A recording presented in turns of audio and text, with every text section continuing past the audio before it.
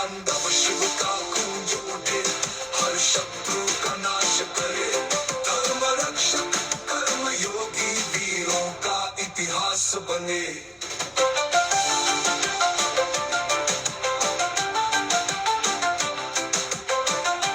हिंदू राष्ट्र की बात हम लोग सिर्फ इसलिए करते हैं क्योंकि हम दिखाना चाहते हैं कि हिंदू राष्ट्र बनने के बाद हम जो मुस्लिम राष्ट्र हैं, जैसे पाकिस्तान में इस्लामिक राष्ट्र है, कोई दिक्कत वाली बात नहीं है। जैसा वो हिंदुओं के साथ व्यवहार करते हैं वो गलत है। हम लोग चाहते हैं कि दुनिया को ये दिखा सकें, नाम हिंदू राष्ट्र जरूर है, मगर हमारे राष्ट्र में मुसलमानों का भी सम्मान है और सभी का बराबर सम्मान होगा, बराबर प्लेसमेंट होगा। हम तो चाहे मीर जाफर हो, चाहे हमारे हिंदू भाइयों में जयचंद हो, उनकी खिलाफत करते हैं और अच्छाइयों को बढ़ाने के लिए जो भी प्रयास संभव है करने की कोशिश करते हैं। मैं सिर्फ एक ही चीज कहना चाहता हूँ कि हमारे जो मुस्लिम भाई हैं, मेरे लिए उनके लिए कोई नफरत नहीं है। उनकी जो बरगलाया गया है उनके रिलीजियस लीडर्स ने बरगलाया है। ये पता होना चाहिए कि जो कि इनका इस्लाम है सिर्फ 1400 साल पुराना है। उससे पहले तो कोई हमारे यहाँ पे इस्लाम के लोग नहीं थे। तो कहने का मतलब है कि हमारे देश में सारे के सारे जितने भी थे जो कि मुस्लिम्स हैं, वो हिंदुइज्म से ही कन्वर्ट हुए हैं, चाहे वो डर से, किसी वजह से, लालच की वजह से वो हुए हैं, पर उनका जो रूट्स हैं वो हिंदुइज्म है। अगर वो इस बात को समझ लेंगे और अगर वो अपने रूट्स पे पीछे वापस आ जाएंगे तो इससे बड़ा तो और कुछ हो ही नहीं सकता है। जब वो अपने रूट्स में वापस आएंगे तो इन नेताओं का जो है वोट बैंक का जो पॉलिटिक्स है वो अपने आप खत्म हो जाएगा। तो हम अपने मित्रों से हमेशा ये कहते हैं कि देखिए, हमारा जो चैनल है वो सीनियर सिटीजन्स का चैनल है, और जैसे हम ये कहते हैं कि हम कोई भ्रांति नहीं फैलाना चाहते हैं। हम लोगों का दर्द ये है कि अ, हमारे पूर्वजों में राम, भगवान राम भी थे, उनका राज देख लीजिए, पृथ्वीराज चौहान का राज देख लीजिए, इवन शिवाजी का राज देख लीजिए।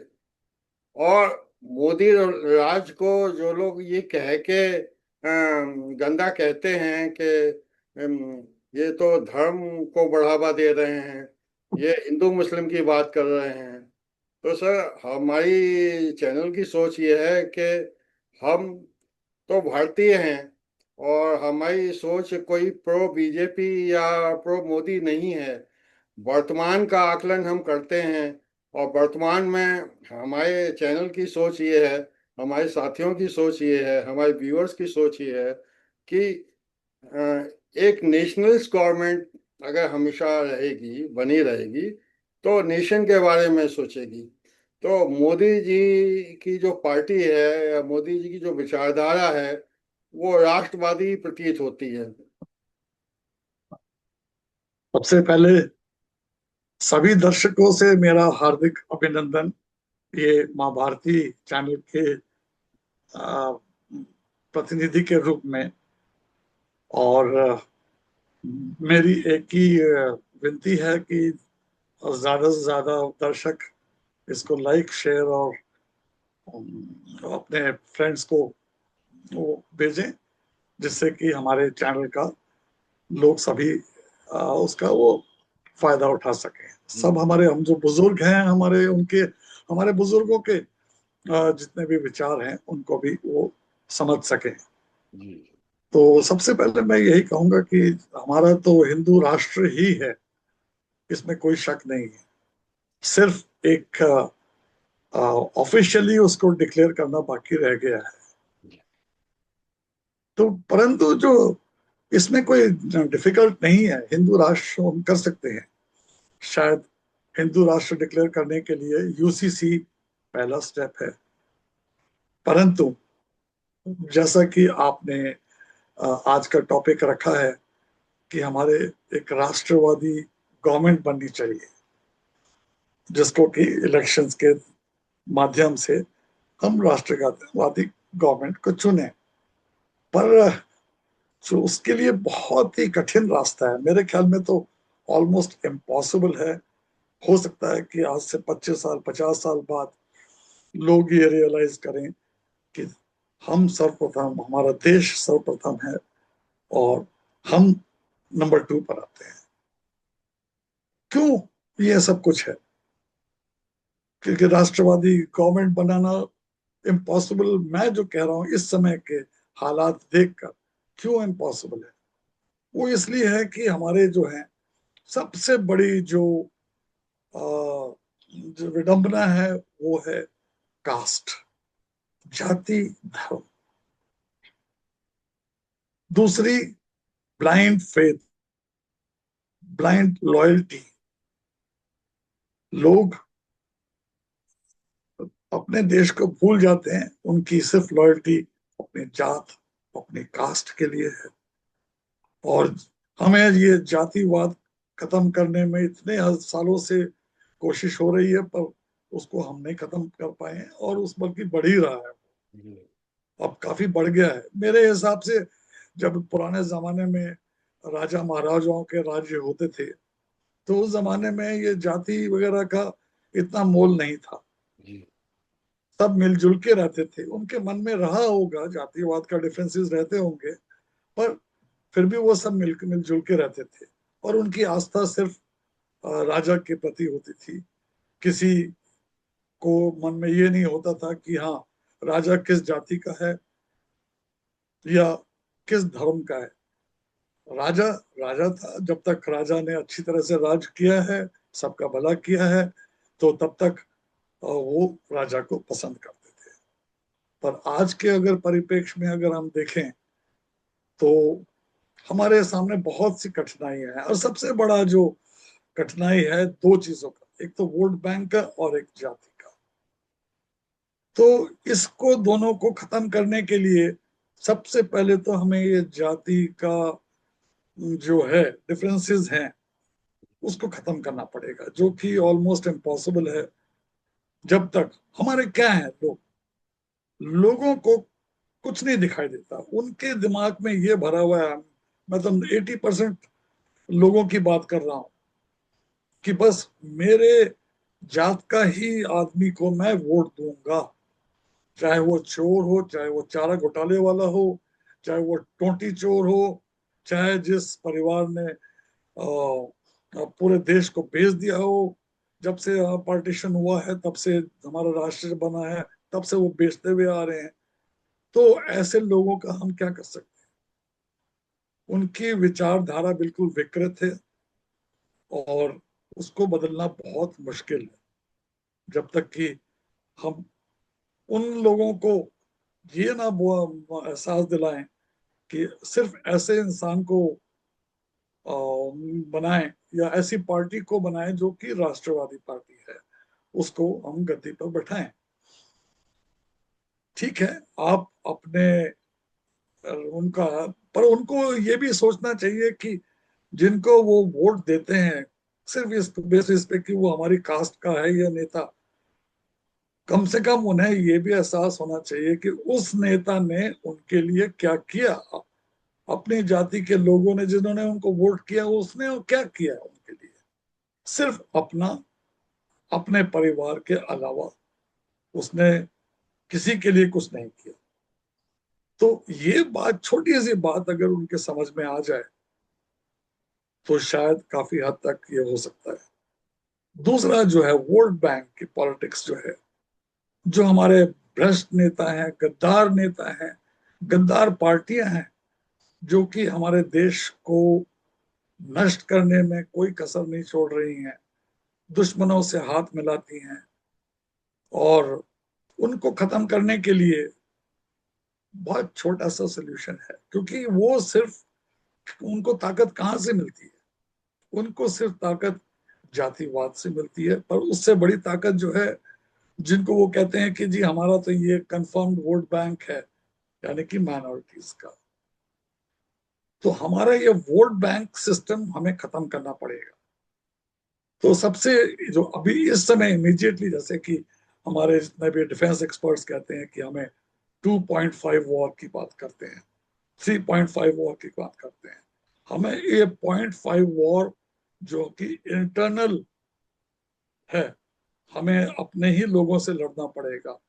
वो सबसे ज्यादा चिंताजनक है। अब इसको मैं पार्टीशन के टाइम से मैं लेके जाना चाहता हूँ। आप देखेंगे कि पार्टीशन जब हुआ था जी तो उसका फॉर्मूला क्या था, उसके बेसिस क्या थे, उसके टर्म्स एंड कंडीशंस क्या थे। फॉर्मूला बहुत ही सिंपल था कि ठीक है, भारत और पाकिस्तान हम बना देते हैं और ये माइनॉरिटीज को उनके प्रोपोर्शन के हिसाब से हम उनको जमीन दे देते हैं। वो जमीन हमने 3 गुना उनके जो प्रोपोर्शन था उससे भी 3 गुना ज्यादा जमीन दी है। पर जो लोग हैं, यही वो में था कि जितने भी हैं माइनॉरिटीज जो पाकिस्तान है वहां पे जाएंगे। तो कहने का मतलब है कि टेक्निकली जितने भी माइनॉरिटीज हैं इस समय, वो हमारे इंडियन सिटीजन्स नहीं हैं। उनके हिस्से की जमीन हमने अलग से दे रखी है, तो यानी कि वो हमारे नागरिक नहीं है। ये मैं बहुत ही कंट्रोवर्शियल बात कर रहा हूं, पर ये एक लॉजिक की बात कर रहा हूं कि किस बेसिस पे पार्टीशन हुआ था।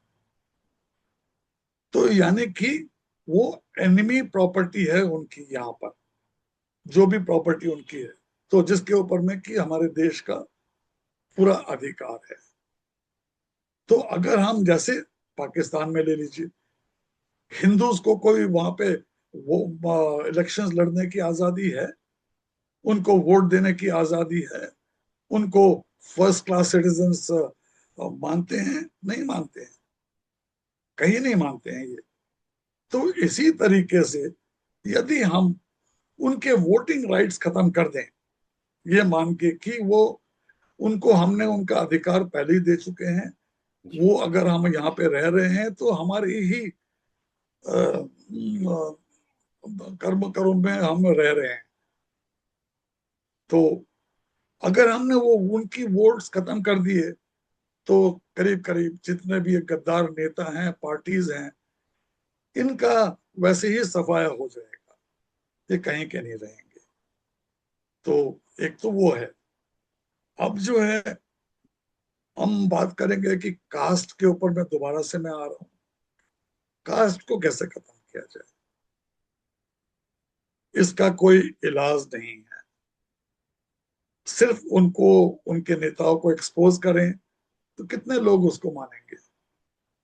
वो तो समझते हैं कि हम तो डाउन ट्रोडेड लोग हैं, अगर हमारा कोई कास्ट का एक इंसान अगर कहीं बना हुआ है तो ये हमारे लिए इज्जत का मतलब इससे हमें इज्जत मिल जाती है, हमारा काम करे या ना करे, चाहे वो चोर हो, डाकू हो, या लुटेरा हो, या देश का गद्दार हो, पर है तो हमारा ही जाति का। तो उसको तो नहीं हम बदल सकते हैं। तो चलिए, अब हम बात करते हैं कि आ, ये जो राष्ट्रवादी पार्टी को गवर्नमेंट बनाने के लिए, ये कैसे बनाई जाएगी, जबकि हर इंसान लड़ता रहता है आपस में। हमारे यहाँ पे अज्ञानी लोगों की, मैं बेवकूफ तो वर्ड इस्तेमाल नहीं करूंगा, पर अज्ञानी लोगों के जो कि अंधभक्त हैं, देश के गद्दारों के अंधभक्त हैं, तो उनका हम मानसिक जो मानसिकता को कैसे चेंज करेंगे उसको। तो उसके लिए हमारे पास में 2-3 ही तरीके हैं जो कि इस जमाने का, जो अब मॉडर्न टाइम्स में कोई रेलिवेंस रहा नहीं है। पहली चीज तो मोनार्की, जैसे पहले के राजा महाराजा हुआ करते थे, वो दिन भी चले गए हैं। कुछ देश ऐसे हैं जहां पे कि मोनार्की सिस्टम चल रही है, पर वहां पे जितने भी मोनार्क्स हैं, जो कि राजा हैं, वो सिर्फ एक रबर स्टैंप है, एक बस कुछ नहीं है, सिंबॉलिक है। उनके पास में कोई पावर्स नहीं है, नीचे उनके गवर्नमेंट काम करती है, और वो सिर्फ सिंबोलिज्म पे चल रही है। आप नेपाल में देखिए, नेपाल में जब तक वहां पे मोनार्की थी, नेपाल काफी अच्छी तरीके से तरक्की कर रहा था। जब वहां पे कम्युनिज्म आया तो उन्होंने लोगों के अंदर ऐसी भावना भर दी और नफरत भर दी मोनार्की के अगेंस्ट में। जैसे कहते हैं ना कि दूर का ढोल सुहावना होता है, तो ठीक उसी तरीके से उन्होंने सोचा कि हाँ, ये मोनार्की से हमें आजादी चाहिए और हम भी एक डेमोक्रेटिक कंट्री बनना चाहते हैं। और जब से ये मोनार्की खत्म हुई है, उसके बाद में नेपाल का सिर्फ पता नहीं होता रहा है। और अब लोग वहां के रियलाइज कर रहे हैं कि हाँ, हमने बहुत बड़ी गलती की है, और इसी के को मद्देनजर रख के मोनार्की को दोबारा से वो लाना चाहते हैं और अपने आप को दोबारा से हिंदू राष्ट्र घोषित करना चाहते हैं। ये तो सभी को पता है कि पूरी दुनिया में सिर्फ एक ही हिंदू राष्ट्र था और वो नेपाल था। तो जब से वो मोनार्की गई है, तब से वो हिंदू राष्ट्र नहीं रहा। तो एक तो वो पॉसिबिलिटी है, पर वो पॉसिबिलिटी क्या हमारे देश में उसको इम्प्लीमेंट कर पाएंगे? Next to impossible. दूसरा हम चलते हैं, पार्लियामेंट सिस्टम नहीं, हम प्रेसिडेंशियल सिस्टम पर आते हैं। जैसे कि अमेरिका में होता है, प्रेसिडेंट चुन लिया और फिर प्रेसिडेंट के पास में ताकत होती है, उसके पावर्स होती हैं कि वो जो काबिल लोग हैं, जिनके पास में एक्सपर्टीज है डिफरेंट एरियाज में, वो उनको सलाहकार बना के रखे, उनको मिनिस्टर्स के रूप में ऑफिशियली रिकग्नाइज करे और वो करें जो कि वो देश का भला कर सके। परंतु वहां भी प्रेसिडेंशियल सिस्टम में ओवरराइडिंग पावर्स हैं प्रेसिडेंट के पास में। अगर वहां पे रोग प्रेसिडेंट आ जाता है, जैसे बाइडन था, उससे पहले बराक ओबामा था, क्लिंटन था, इन्होंने क्या किया? ये तो बदनाम है, ये तो खुले हम सभी को पता है, मैं कोई नई चीज नहीं बता रहा हूं। तो अगर हमारे भी देश में ये प्रेसिडेंशियल सिस्टम आ जाता है, तो क्या गारंटी है कि हम मोदी जी जैसे लोग ही प्रेसिडेंट बन सकेंगे? क्या गारंटी है? कल, आज से 10 साल बाद, 15 साल बाद, 25 साल बाद, 50 साल बाद, कभी ना कभी तो बीजेपी के बदले में कोई भी रोग प्रेसिडेंट आ सकता है, जिसके कि वो जिन्होंने हमने एनिमी कंट्रीज से एमओयू साइन किया हुआ है, उनको बेच देंगे, तो वो भी पॉसिबल नहीं है। चलिए, कुछ साल हैं, कितने इलेक्शन, 25 साल, 50 साल बीजेपी रहेगी। पर बीजेपी में भी क्या, इस समय हमारे सामने 3-4 नाम ही तो हैं जो कि प्योर राष्ट्रवादी हैं। मोदी हैं, योगी हैं, विश्व शर्मा है, और भी हैं कुछ लोग। पर जो मेन नाम जो सामने आते हैं वही हैं। पर उनके बाद में क्या होगा? क्या विदेशी ताकतें उनको जीने देंगी? चाहे कितनी भी सुरक्षा दे दी जाए, कल उनको भी तख्ता पलट कराया जा सकता है, जैसे कि सोरोज ने कोशिश की अभी पिछले जनरल इलेक्शंस में। तो कोई भी सिस्टम यहाँ पे नहीं चल सकता। तो इसीलिए ये जो हमारा जो कंसेप्ट है, जो आज का हमारा जो सोच है कि हम अगर राष्ट्रवादी गवर्नमेंट को हर 5 साल के बाद में चुने, तो उससे हमारे देश का भला होगा। तो अब आप क्या क्या विचार हैं आपके पास में? जरूर, जब आपने ये टॉपिक सेलेक्ट किया था, तो आपने काफी सारे पॉइंट्स अपने पास में रखे होंगे जो कि हम सुनना चाहते हैं। तो बिल्कुल ओवर सर। To you. मुझे हमारे मित्रों की और महाभारती मंच की सोच ये है कि अभी देखिए, उनको सुन रहे थे जावेद अख्तर साहब को लल्लन टॉक पे, और ओवैसी जी ने भी जो अबाउट टर्न किया है, बहुत पॉजिटिव इंडिकेशंस आ रहे हैं कि मुस्लिम समुदाय का भी एक तबका अब कहने लगा है कि औरंगजेब जो था पावर हंग्री था। पाकिस्तान में भी पावर हंग्री लोगों के पास सत्ता है, इसलिए उनका बेड़ा गर्क होता जा रहा है। अकबर महान थे। हमारा मानना है कि ये काफी तथ्य माने जा सकते हैं। और हमारा मुस्लिम समुदाय में अगर इतनी समझ आ जाए, बहुत सारे मुसलमान हैं, इवन जावेद अख्तर को मैं पसंद नहीं करता था, उससे पहले वो काफी प्रो पाकिस्तानी बातें करते थे। अब वो ये कहने लगे खून तो हमारा आक्रांता तो और थे जो लूट के चले गए। हम लोग तो 7,000 पुरानी सभ्यता है जो हम लोग सनातन की बात करते हैं। तो एक तो ये है कि बदलाव हमारे मुसलमान भाइयों में आए, और उनको ये भी समझ में आए कि जब हम राष्ट्रीय सरकार की बात करते हैं और हिंदू राष्ट्र की बात करते हैं, तो दुनिया में एक एग्जाम्पल पुटअप करने के लिए करते हैं। और उनको ये भी समझ में आना चाहिए, और हमारे आरक्षित वर्ग को भी ये समझना चाहिए कि जो हम उनका विरोध करते हैं, आरक्षण का विरोध नहीं करते हैं। क्रीमी लेयर को बार बार चांस मिलना और पिछड़ा वहीं के वहीं रह जाना ठीक नहीं है। तो ये जो उनका नेतृत्व है हमारे पिछड़े वर्ग का, वो गलत हाथों में है सर। और वो ये जो बैड एलिमेंट हैं, नेतृत्व जो इस्लामिक माइंडसेट का है, वो भी गलत हाथों में ये गलबैयां कर लेते हैं। और फिर जो हमारे हिंदू पार्टियां हैं, वो सत्ता के लोभ में उनसे अलाइन हो जाती हैं। हम अपने देश को इन कुरीतियों से बचाना चाहते हैं।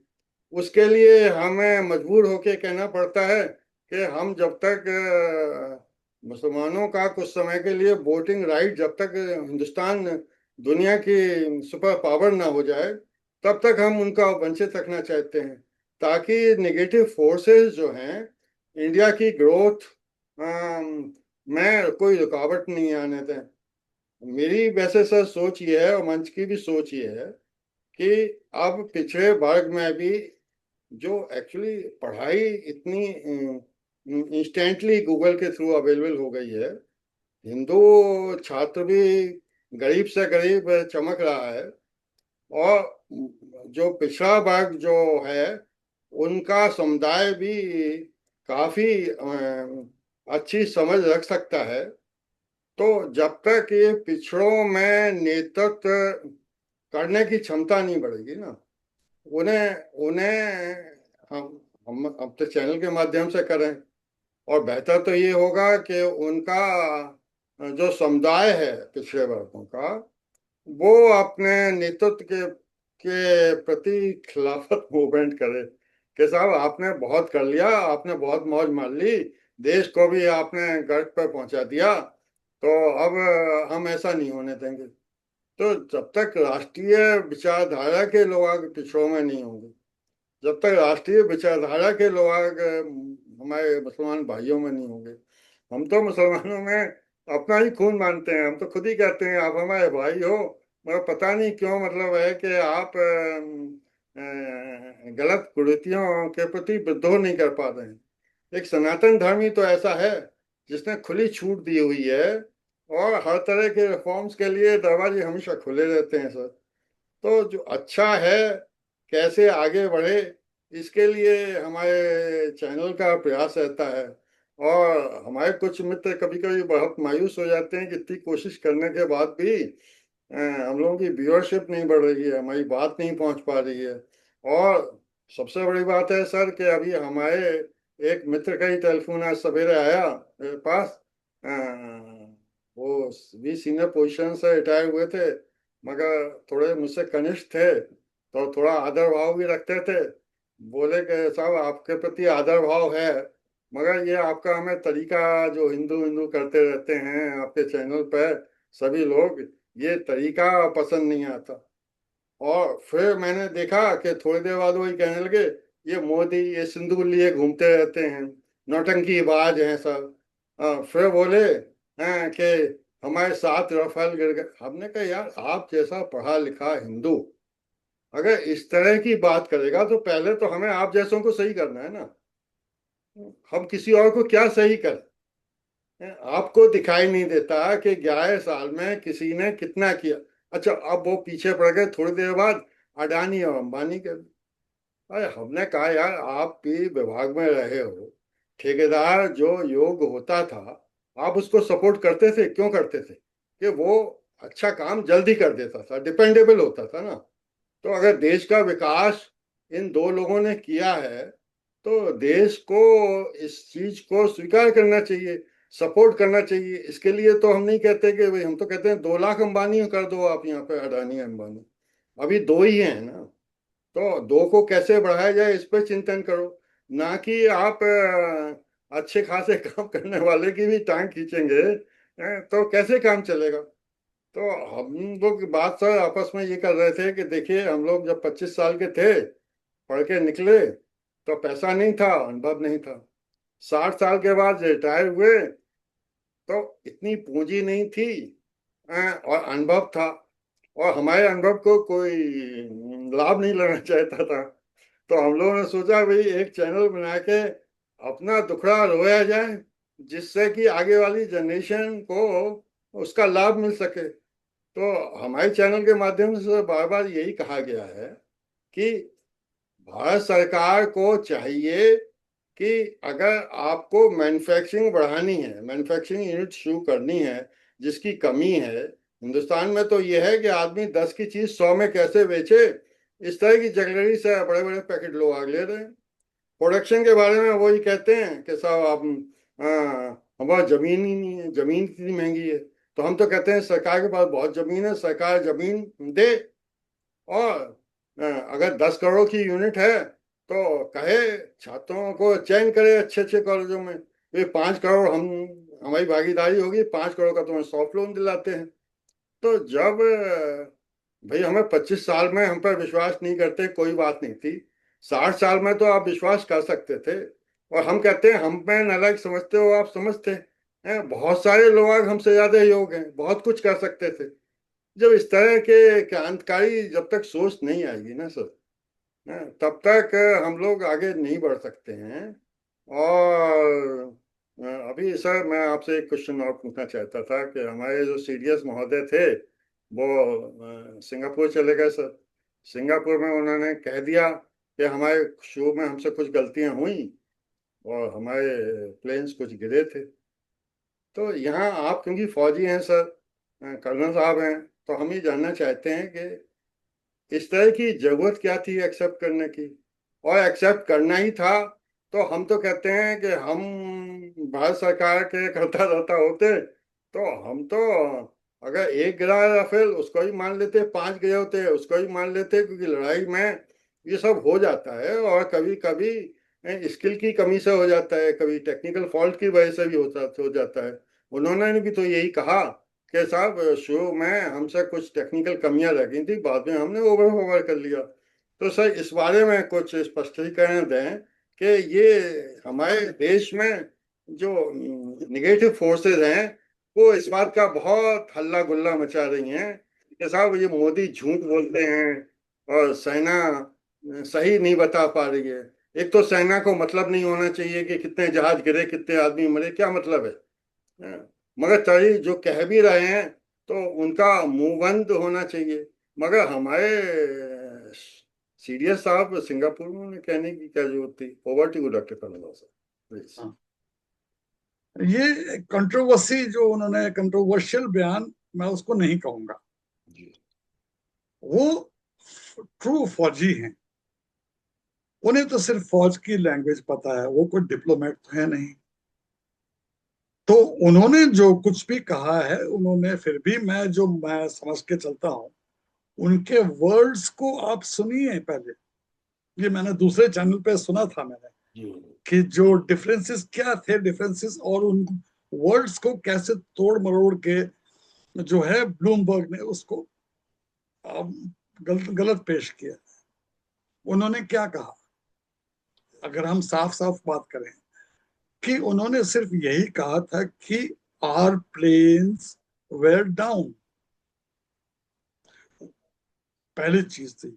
उन्होंने ये तो डाउन का मतलब क्या है कि हमने प्लेन नहीं उड़ाए, हमारे प्लेन्स में कोई खराबी थी इसलिए नहीं हमारे उड़ा पाए, हमने देखा कि भाई डेंजर काफी है इसलिए हमने नहीं उड़ाया। तो प्लेन्स और डाउन का मतलब क्या, ये उनके वर्ड्स हैं, प्लेन्स वेयर डाउन, ये वर्ड्स उन्होंने इस्तेमाल किए थे। जी उन्होंने ये नहीं कहा। तो there is a difference between aircrafts crashing and aircrafts were down, आप समझ रहे हैं। जी तो ये बात को जो उन्होंने कहा कि जिस चीज को उन्होंने बाद में स्पेसिफाई भी, क्लैरिफाई भी किया है कि हमारे सारे पायलट्स बिल्कुल ठीक ठाक वापस लौट के आए हैं। ये तो पहली बात तो ये है जो कि जिसको कि इन्होंने कंट्रोवर्सी बनाने की कोशिश की, और स्पेशली जो हमारे ऑपोजिशन लीडर्स हैं उसको नाजायज फायदा उठाने की कोशिश कर रहे हैं। तो this is wrong, number one. Number two, अब जो ये वॉर हुई है, किसी भी वॉर में हो, चाहे छोटी वॉर हो, दो लड़के ही हैं मान लीजिए, एक बड़ा लड़का एक छोटे लड़के में है, तो दोनों में भी अगर लड़ाई होती है, छोटे ने हिम्मत करके एक थप्पड़ मार दिया बड़े वाले को, और बड़े वाले ने उसकी कुटाई करके उसको अधमरा कर दिया, तो ये थोड़ी ना कहेंगे कि अरे बड़े को भी तो मारा है, एक थप्पड़ मारा है। जी सॉरी। तो मेरे कहने का मतलब है, वॉर में लॉसेस होते हैं। मैं ये नहीं कह रहा हूं कि हमारे प्लेन्स गिरे हैं, मैं कह रहा हूं लॉसेस तो होने ही है, और उन लॉसेस में कितना लॉस हुआ है ये तो जब तक आर्मी हमें नहीं बताएगी या गवर्नमेंट हमें नहीं बताएगी तब तक तो हमें नहीं पता। पर जो भी हमारे अकम्पलिशमेंट्स हैं, अगर हमने गवर्नमेंट ने आर्मी को एक स्पेसिफिक टारगेट दिया कि ये आपका टारगेट है, मुझे ये चाहिए, तो आर्मी को क्या करना है, पूरी स्ट्रेटेजी बनाए, और स्ट्रेटेजी के बनाने के बाद में ही उसी के हिसाब से अपने एक्शन को इम्प्लीमेंट करें। क्या कोई खुदा है, क्या हमारे इनविंसिबल हैं वो, चाहे वो एयरक्राफ्ट हो, चाहे हमारे मिसाइल्स हो, चाहे रॉकेट्स हो, चाहे हमारे ड्रोन्स हैं, या हमारे जो आर्टिलरी की गन्स हैं, हमारे सोल्जर्स हैं, क्या वो इम्यून है? नहीं। तो कोई भी लड़ाई में थोड़ा सा तो लॉस होता ही है। तो मैं सिर्फ इतना बोलना चाह रहा हूं कि हो सकता है थोड़ा सा लॉस हुआ हो, किस एरिया में लॉस हुआ, किस टर्म में लॉस हुआ, यानी कि in terms of man power, soldiers, हमारे जो इक्विपमेंट हैं उसमें लॉस हुआ, तो वो लॉस की बात कर रहे हैं। पर जब उन्होंने एक बार ये कह दिया कि हाँ, all our pilots had return safely, what does it mean? उन्होंने बस, अगर मैं उनकी जगह होता तो मैं कहता कि all our pilots along with their aircraft have reached safely, had reached safely, तो ये सारी जो कंट्रोवर्सी है ये खत्म हो जाती है। So it's just a play of words.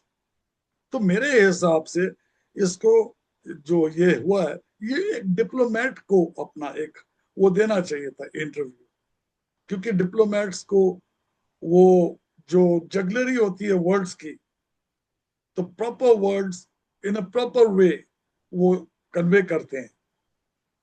सिर्फ इतना ही कंट्रोवर्सी थी, और कोई कंट्रोवर्सी नहीं है। अच्छा, सेकंड जो पॉइंट आपने जो रेज किया है, वो जी ये किया कि जो उन्होंने कहा कि हमसे कुछ गलतियां हो गई। गलतियों में जो मेरे हिसाब से, एज अ मिलिट्री मैन, मैं तो डॉक्टर हूं, पर फिर भी चूंकि आर्मी के साथ में क्लोज कांटेक्ट में रहा हूं, तो मुझे भी काफी काफी तो नहीं पर मतलब सफिशिएंट नॉलेज है। जी जो उन्होंने कहा, कहने का उनका मतलब था कि उनकी थोड़ी सी प्रायोरिटीज चेंज हो गई थी, जिसकी वजह से या तो हमारे जो इनिशियल स्टेज पे हमारे एयरक्राफ्ट नहीं मतलब टेक ऑफ कर पाए, या टेक ऑफ कर भी गए पर वो डेंजर की वजह से सेफ्टी के लिए उन्होंने अबॉर्ट कर दिया। कुछ भी हो सकता है उसमें से, कुछ भी, मतलब आप उसको मान सकते हैं। तो उनका कहने का जो मतलब है, जो मैंने समझा, वो ये था कि सबसे पहला जो टारगेट हमारा होना चाहिए था, वो होना चाहिए था कि उनके जितने भी रडार सिस्टम्स हैं, उनका जो न्यूक्लियर कमांड कंट्रोल है, उनका जो आर्मी का कमांड कंट्रोल है, इन सब को, और जितने भी उनके एयरफील्ड्स हैं, जो बेसिस थे, उनको खत्म करना चाहिए था सबसे पहले। उनके कम्युनिकेशन को, यानी कि उनके रडार्स को, उनके जो जितने भी वो जो थे उनके सर्वेलेंस के, जैसे उनका जो C-130 है, जो अवाक है, उसको खत्म करना चाहिए था। तो उनके कहने का मतलब ये था। तो अगर ये पहले कर देते तो उनको ये जो 80 घंटे लगे हैं करने में, ये पूरा अपना टारगेट को अचीव करने में, वो नहीं लगते, वो 24 घंटे में हो जाता। तो जहां तक मेरा ख्याल है, वो उन्होंने ये इस बात को उन्होंने इस तरह से कहा है। थैंक यू वेरी तो मच डॉक्टर कर्नल कर्नवाल साहब, आपने जो क्लेरिफिकेशन दिया है वो हमारे दर्शकों को भी समझ में आएगा और मेरी भी सर समझ में आया। मगर सर, मेरी सोच ये है कि जो भी हमने चर्चाएं की वो अपनी जगह है, मगर जो सबसे जरूरी चर्चा है, जिसके बारे में आप भी कहते हैं ये असंभव है, हम आर्टिफिशियल इंटेलिजेंस के माध्यम से करप्शन दूर करने की बात करते हैं। जिस दिन ये करप्शन दूर हो गया, नेता भी अच्छे हो जाएंगे, नेतृत्व भी अच्छा हो जाएगा, बिजनेसमैन भी ईमानदार हो जाएंगे, और दुनिया भर में जो बिजनेसमैन राष्ट्रपति बनने की सोच रहे हैं, एलन मस्क टाइप के, वो विचार ही नहीं सफल हो पाएंगे। तो सर, हमारी तो लड़ाई जो है इस स्तर की है। मैं तो मोमेंटम यहाँ से जनरेट करना चाहता हूँ कि न हम चोरी करने देंगे, न चोरी होने देंगे, और जो भ्रम फैलाने वाले हैं भ्रम भी नहीं फैला पाएंगे। और ये सब हमारे भारत के जो युवा हैं AI के माध्यम से करके दिखा देंगे। हमारा तो सपना यही है कि बाकी दवाइयाँ, सर्जरी हमारे समाज के लिए काम नहीं आएंगी। शंखनाद हिंदू राष्ट्र का गगन गगन प्रतिध्वनित हो, धर्म हिंदू राष्ट्र की जय घोषणा, सिनेमात की जय घोषणा। शंखनाद हिंदू राष्ट्र का गगन गगन प्रतिध्वनित हो, धर्म नीति की राह चले मेरिट का ही मान हो, देशद्रोह मिटे धरा से सत्य धर्म का त्राण हो। शिव शक्ति